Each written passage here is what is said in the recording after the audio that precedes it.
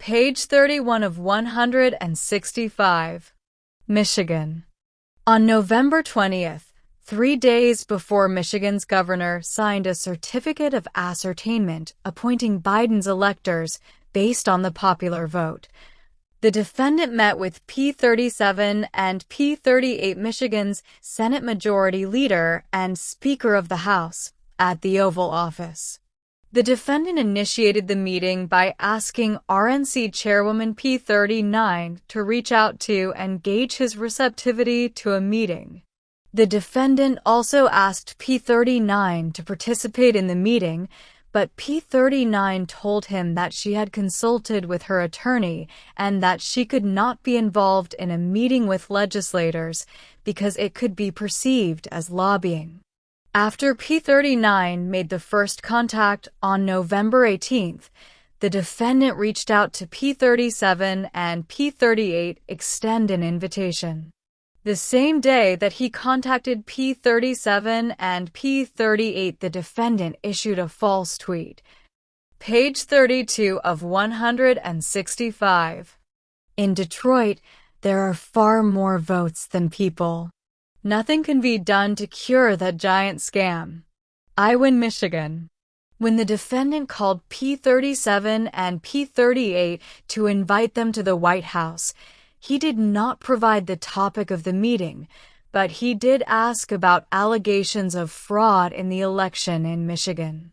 The legislators told him that they and the Michigan legislature were examining the allegations. Both P37 and P38 assumed that the defendant wanted to see them to discuss claims of election fraud, and they wanted to be firm that they had not seen evidence that would change the outcome of the election. For this reason, and to avoid talking only about election fraud, they prepared materials to raise regarding COVID-19 and planned in advance to release a statement once the meeting was over that said that the legislators were unaware of intonation that would change the outcome of the election. Over the course of the meeting, the defendant dialed in both P9 despite her request not to participate and CC1.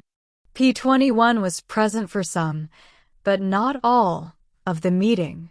After some small talk with the legislators in the Oval Office, the defendant raised various fraud claims, including that he had lost Michigan because of fraud or misconduct in Wayne County, where Detroit is located.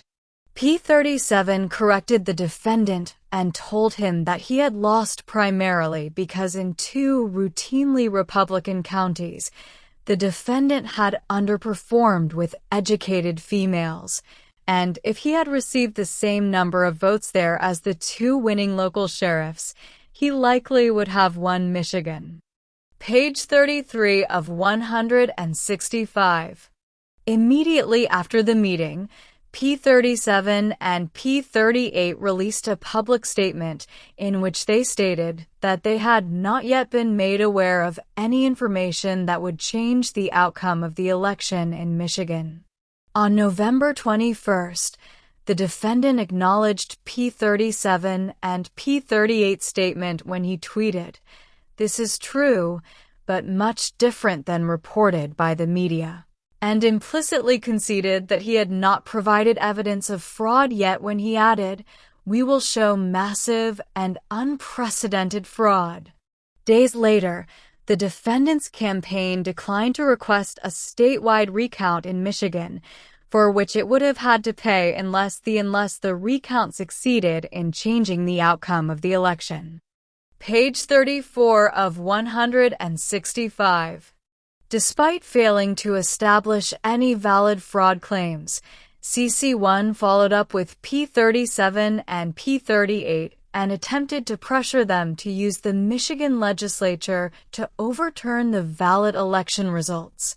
On December 4th, CC1 sent a message to P38 claiming that Georgia was poised to do so, based on CC1 and CC2 false advocacy there in the December 3rd hearing, and asked P38 for help. Looks like Georgia may well hold some factual hearings and change the certification under Article 2, Section 1, Clause 2 of the Constitution. As CC2 explained, they don't just have the right to do it, but the obligation. Help me get this done in Michigan. On December 7th, CC1 attempted to send P37, Michigan's Senate Majority Leader, a message, though failed because he typed the wrong number into his phone. So I need you to pass a joint resolution from the Michigan legislature that states that the election is in dispute. There's an ongoing investigation by the legislature, and the electors sent by Governor Whitmer are not the official electors of the state of Michigan and do not fall within the safe harbor deadline of December 8th under Michigan law. Campaign Operative P5 was involved in the drafting of this message, with the assistance of P41, who was associated with the defendant's campaign efforts in Michigan. The following day, CC1 shared the draft with the defendant, sending it to his executive assistant P42 by email. Page 35 of 165. These efforts failed. On December 14th, the day that duly appointed electors across the country met and cast their electoral votes, P37 and P38 issued public statements, confirming that the defendant had lost Michigan and the legislators still had not received evidence of outcome-determinative fraud in their state. P37 public statement included, "We have not received evidence of fraud on a scale that would change the outcome of the election in Michigan." P38 stated, in part, "We've diligently examined these reports of fraud to the best of our ability. I fought hard for President Trump. Nobody wanted him to win more than me. I think he's done an incredible job. But I love our republic, too. I can't fathom risking our norms, traditions, and institutions to pass a resolution retroactively changing the electors for Trump, simply because some think there may have been enough widespread fraud to give him the win. That's unprecedented for good reason. And that's why there is not enough support in the House to cast a new slate of electors. I fear we'd lose our country forever.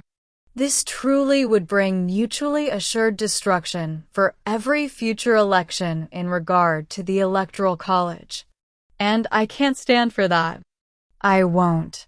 On January 3rd, the defendant's campaign publicly posted P37's phone number and attempted to post P38, but erred by one digit, in a tweet urging, "Contact Speaker P38 and Senate Majority Leader P37."